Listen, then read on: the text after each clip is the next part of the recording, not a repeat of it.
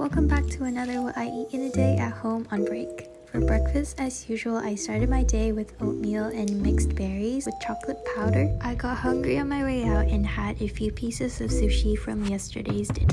The sweet potato one was definitely one of my favorites. Me and my friends went to this Christmas market, and then afterwards we stopped by this Korean dumpling place that served kimchi and pork dumpling. They only had a few side dishes, but the dumplings were pretty good. Of course, I love dinners at home. My mom made salmon, my favorite. After dinner, we had fruits. I brought mochi donuts that we shared afterwards. That's everything I ate today. Thanks for watching.